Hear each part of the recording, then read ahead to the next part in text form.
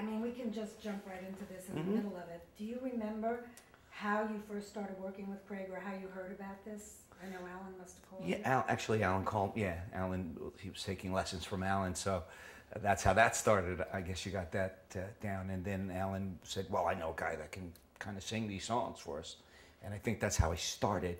But then also I was invited to write, and that was the greatest opportunity because I think the chemistry with the writing was really just.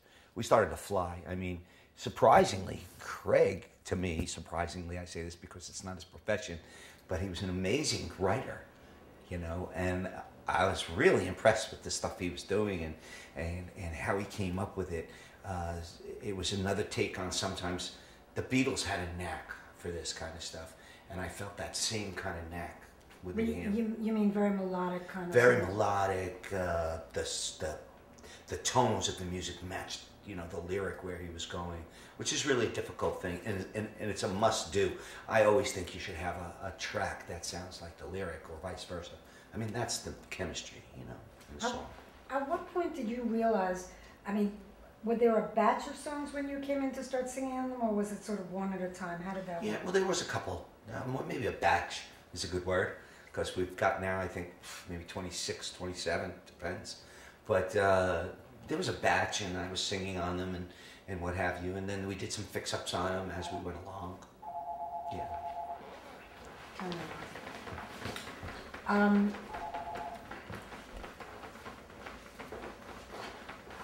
Okay. I told you to never call me here. At what point did you realize that he'd written a rock opera about Galileo? Well, I don't really know if Craig realized it. I mean, he was going in that direction, but I don't know if anybody wanted to know that it was a rock opera or what it was. I suppose, but it sort of developed really naturally. From my perspective, it was very natural. Then at some point we knew it was all Galileo oriented and it was about his life.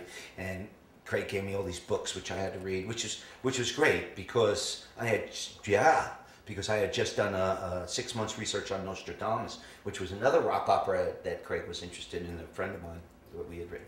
And this was even becoming more parallel, or even in many ways greater, because I had learned from my experience with the Nostradamus double CD, and this I knew we needed hit songs as far as certain points, you know, like when I wrote Henriette, you know, for Nostradamus, you know, this was the hit song of the play. We needed hit songs. We needed songs that were going to bridge his life. We needed songs. We needed to pick the fine points of his life and so on. So that's what we started to write about. We needed to get love in there, you know, his girlfriend, his paramour, and so on. Lisa, just hold on 1 second. I just want to show something. What? I just want to move this light real quick. Everything's right though. 1 sec. You didn't read 200 books, though. Like I read most of everything he gave me because I was in that mode. Plus, I'm an English lit major, so I read like crazy. You know, I read. Oh, that must be helpful on the road. It is actually, because I bring a lot of books and I read and stuff. You know, so I mean, but I'm reading 3 books at a time. You know, all the time. What was the most interesting thing to you about the whole Galileo story and Craig's take on it? Well, I remember one argument. You know, when I say argument, we just mean like passing the ball back and forth. An argument should be I use that in the sense of the word, not like yelling and screaming, but like in discussing heatedly why there was religion. And I had to agree that at the end of it, I had to agree, because I was brought up from the Catholic religion and I went searching for other religions because I found hypocrisy to be incredible. And my best friend was Jewish, so I grew up with the Hebrew faith as well. And all of this seemed to hold no water for me, you know. And so I went searching Buddhism and all kinds of different things. And why do we need religion? And at the end of not only the discussion, but this was a continual discussion. I mean, there wasn't one time we got together that we didn't really kind of touch on this.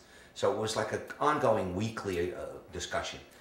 And I had to agree that we needed some sort of laws. We do, we need some sort of something, of someone, of something outside of ourselves. Because I noticed when a red light went out at a cross section, everybody, first of all, was self-interest and they wanted to go first. And nobody was letting anybody go first. And if you didn't have a red and green light, it was chaos. There was absolute mayhem.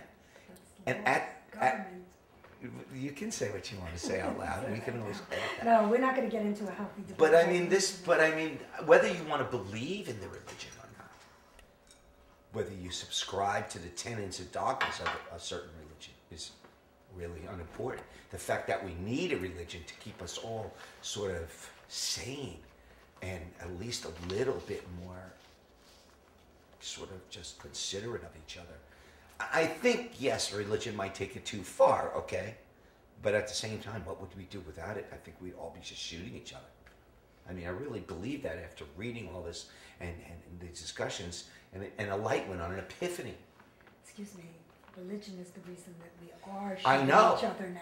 But I know, That's another religion is healthy the cause of debate all for another wars. time. It's the cause of everything. It's the cause of all pain. There could be government and laws that would keep this. Government. Look at this Well, government. this government is totally. Well, look at any government. Okay, we're not going to do this now, I promise. So This then is if you a don't have government, you healthy don't have debate, religion. We'll have another time. Would you really, I have to ask you one question. Would you really leave it up to the person?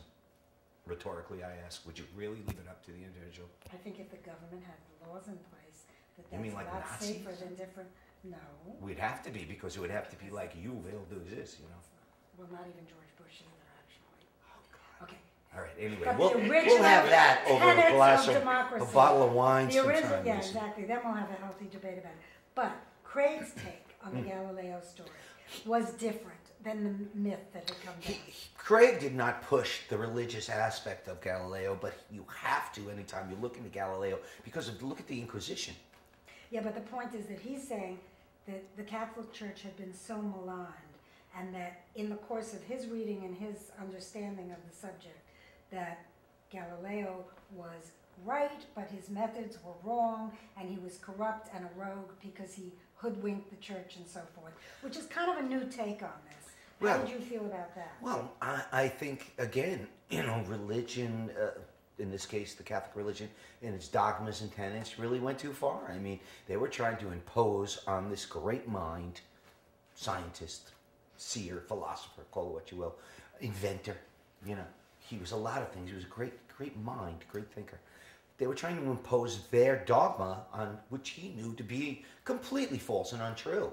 It's kind of hard to swallow, I mean, our song, E Possiamo, when he comes out of the Inquisition, he still stamps his foot on the ground, and in Italian says, E Possiamo, he says, and yet it moves, regardless of what I said. Now, he lied just to keep himself alive, but so would you and I.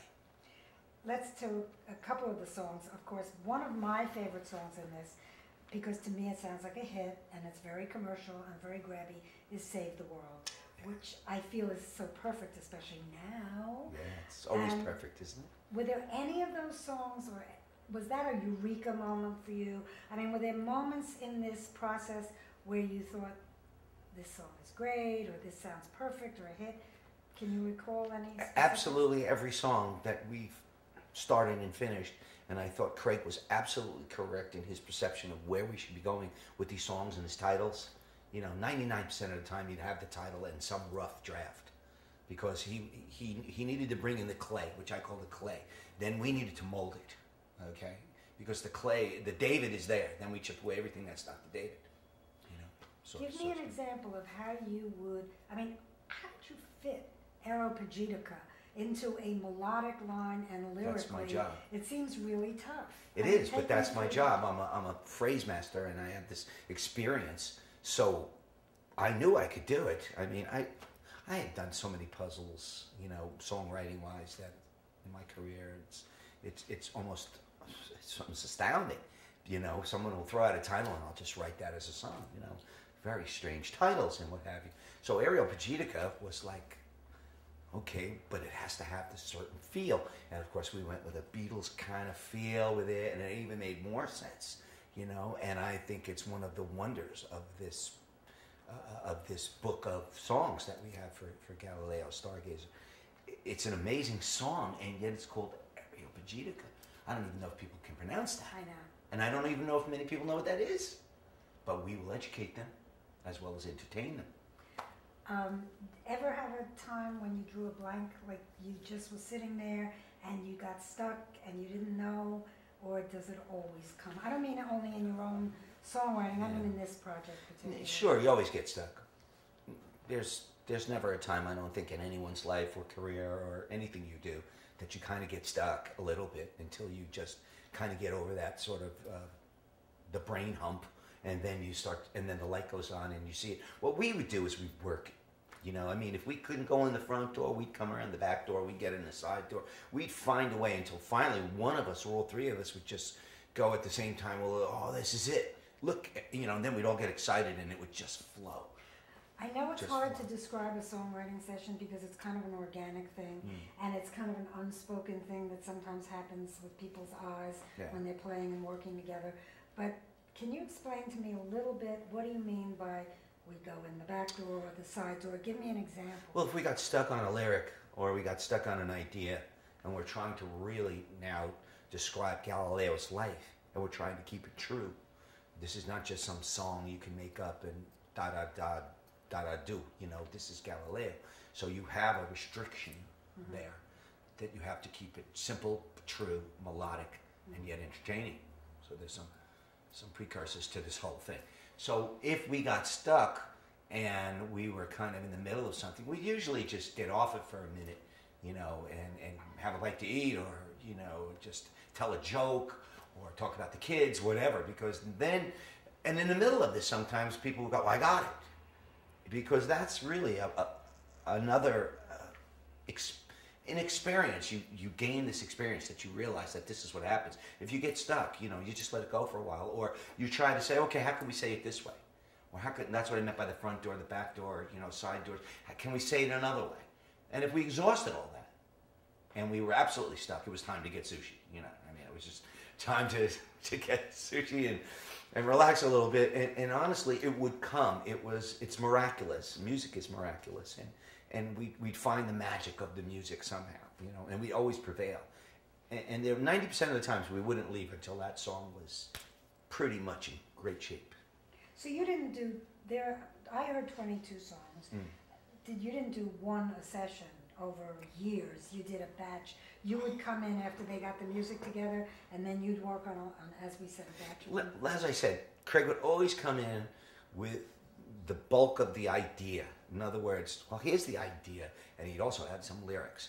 And then I'd take these lyrics and which were sort of sophomoric in a way, in an innocence, and then just try to re-massage them, you know, and say, let's make this like into the category of like Elton John now, you know, where he would go with this. So he always had a great musical idea, great lyrical idea, always had the titles. There really wasn't much, and we agreed upon that. We said, look, Craig, you're the guy that's shepherding this project. We've got to look to you as the point man. So what is the points about Galileo's life that we have to hit? Once he gave me the books, Craig gave me the books, then I started to sort of really go along and understand all of these points. Certain things are innocuous and other things really have to be in the theater. Well, the melody lines from the chord structures and the changes in terms of the verses and the choruses, did you fill in things sometimes? How does that work? Yeah, I think that was... Is it different every song? Or? Yeah, you have to write, it's like, I hate to use it like a woman, they're all different, you know, but they're all the same. And songs are all different, but they're all the same. So there is a madness to it. But at the same time, there's different. There's one might be more delicate than another one might be more bluesy, and it's, you know, so I mean, you do find that structure and that melody. But you hear the melody from the chord changes. You mean in general? Yeah. As a musician, yeah. Yeah, I hear what can float on top of it. And there's enormous amounts of things that can float on top of it. You have to pick the right one. Also, and yet it moves, when you were referring to it before Epicee Norway. I mean, that's another thing. How often do you hear that in a rock song? Well, this was the great challenge, and this was also part of the charm of this whole project, is you get these, you got an Italian phrase, you've got a Latin phrase, you know, and these are all pertinent to Galileo's life, right? So, I mean, we need to use just the way they are.